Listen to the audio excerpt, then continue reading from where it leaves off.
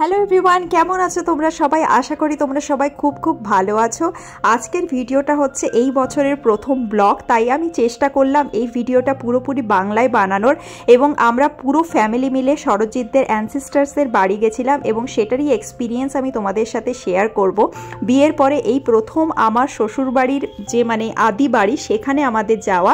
তো ঘর থেকে সকাল সকাল 6টার সময় স্নান টান করে রেডি হয়ে আমরা বেরিয়ে পড়লাম আমাদের গন্তব্যের দিকে। এবং এই চ্যানেলে যদি তোমরা নতুন হয়ে থাকো, আমার নাম পৃথা এবং তোমরা দেখছো পৃথাস ডায়েরি।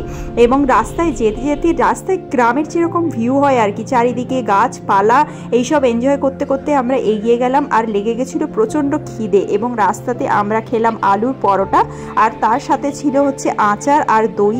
এবং এইটা খুব এনজয় করেছিলাম আমি খাওয়াটা, কারণ আমি না ঘুরতে যাওয়া ভীষণ পছন্দ করি। তোমরা কে কে পছন্দ করো অবশ্যই রূপে জানিও। এবং আমরা যেখানে যাচ্ছি ডেস্টিনেশনটা হলো বর্ধমানের একটা স্পেসিফিক প্লেসে আমরা যাব। তো রাস্তার ভিউটা এনজয় করতে করতে আমরা এগিয়ে গেলাম আমাদের গন্তব্যের দিকে। 2 hours later. ফাইনালি 2-2.5 ঘন্টার মধ্যে আমরা পৌঁছে গেলাম পালশিট, যেখানে সরজিতের আদি বাড়ি। ওখানে পৌঁছে ড্রেস চেঞ্জ করলাম, তার কারণ আমরা যেহেতু বিয়ের পর ফার্স্ট টাইম গেছিলাম, তাই এখানে অ্যারেঞ্জ করা হয়েছিল পুজো। এবং পুজোর জন্য আমি পরলাম সুন্দর একটা শাড়ি। এই শাড়িটা তোমাদের সাথে আগেও শেয়ার করেছি। আর আমরা বেরিয়ে ঘুরতে ঘুরতে পেলাম এই টেরাকোটার সুন্দর সুন্দর পুরনো টেম্পল। এখানে প্রচুর এরকম টেম্পল ছিল, আরও তোমাদের আমি ঘুরিয়ে দেখাবো এবং শেয়ার করব। যেটা এই সব জিনিসগুলো না আমাকে ভীষণ টানে এবং আমার খুব ভালো লাগে এইসব জিনিস দেখতে। কিন্তু আমাদের যেহেতু পুজো ছিল সেহেতু ফিরে গেলাম এবং মা আর বাকি পুরো ফ্যামিলি এখানে পুজোর আয়োজন করছিল। এখানে আমাদের সত্যনারায়ণের পুজো হচ্ছিল, তো সেটার কিছু মোমেন্ট আমি ক্যাপচার করেছি এবং সেটাই তোমাদের সাথে শেয়ার করছি। আশা করি তোমাদের ভালো লাগছে। Continue watching.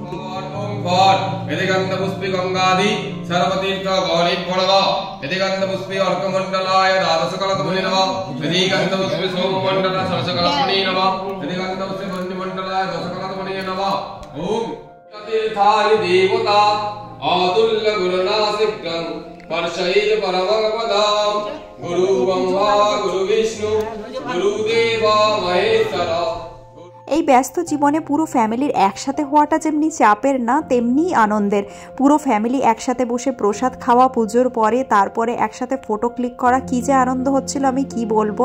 তারপরে আমরা গেলাম দুর্গা দালানে। দুর্গা দালানের এক্সপিরিয়েন্সটা ছিল অসাম। এখানে প্রতি বছর দুর্গা পুজো হয়। এই ফটোগুলো তোমাদের সাথে শেয়ার করেছি, কিন্তু ব্যাকগ্রাউন্ডের স্টোরি কখনো শেয়ার করা হয়নি, তাই আজ এই ভিডিওতে তোমাদের সাথে ব্যাকগ্রাউন্ডের স্টোরিগুলো শেয়ার করছি।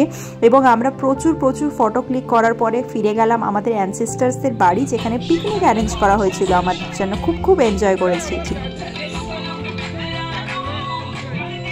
বাড়িতে পিকনিকের আয়োজন হচ্ছিল, আর ততক্ষণে আমরা সবাই মিলে বাইরে একটু ঘুরতে গেলাম, কারণ এটা আমার প্রথমবার এখানে আসা। জানি না আবার কবে আসা হবে, তাই চারিদিকটা ঘুরে দেখার খুব মন করছিল। ধানের গোলা, সুন্দর ঠান্ডা বাতাস, সাথে পুকুর, সব মিলিয়ে এই পরিবেশটাই ছিল অসাম। এত মিষ্টি হাওয়া বইছিল পুকুরের ওপর দিয়ে, এনজয় করছিলাম ভীষণভাবে।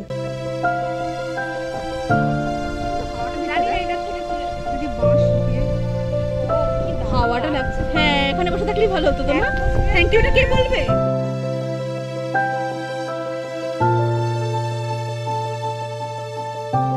ঘুরতে ঘুরতে আবার চলে এলাম সেই টেরাকোটার টেম্পলগুলোর কাছে। টেরাকোটার টেম্পলগুলোকে কাছ থেকে দেখার লোভটা আমি একদমই সামলাতে পারছিলাম না।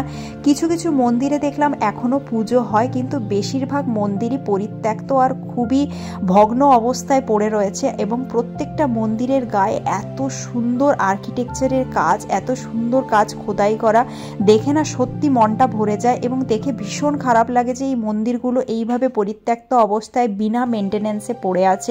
ওপরে বট গাছ হয়ে গেছে, চারিদিকে ফাটল ধরে গেছে, দেখলেই খুব খারাপ লাগে। এই আর্কিটেকচারগুলো মোস্টলি 16 থেকে 17 সেঞ্চুরিতে বানানো হতো এবং বেশিরভাগ ক্ষেত্রে বাঁকুড়াতে এই আর্কিটেকচারটা বেশি দেখা যায়।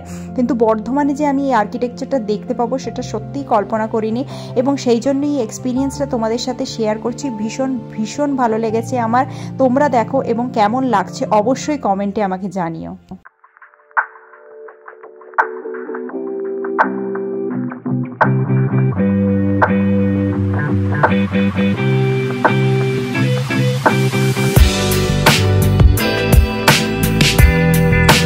পিকনিকে ফিরে খাওয়া দাওয়া করে সবাই মিলে আবার বেরিয়ে পড়লাম গ্রামটাকে ঘুরে দেখার উদ্দেশ্যে।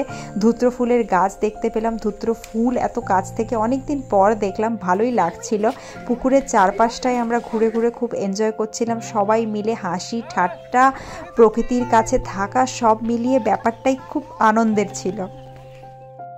ঘুরতে ঘুরতে আমরা পৌঁছে গেছিলাম একজনের গোয়ালের দিকে, যেখানে একটা ছোট্ট বাছুর ছানা ছিল, এত মিষ্টি, একে ক্যাপচার না করে থাকতে পারলাম না। তারপরে আর একটু এগাতে পাতিহাঁস, রাজহাঁস সব কিছুই দেখলাম। তারপরে আর একটু যখন এগোলাম আমরা দেখতে পেলাম ভেড়ার ছোট্ট ছোট্ট দুটো ছানা হয়েছে, এত মিষ্টি দেখতে, কোলে না নিয়ে থাকতে পারলাম না এবং এত মজা করেছি কি বলবো তোমাদেরকে।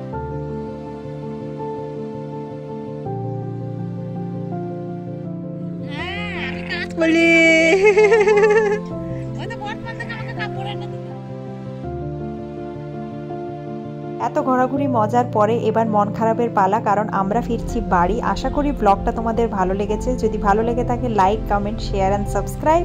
Thank you so much for watching. I will talk to you in next blog. Bye by.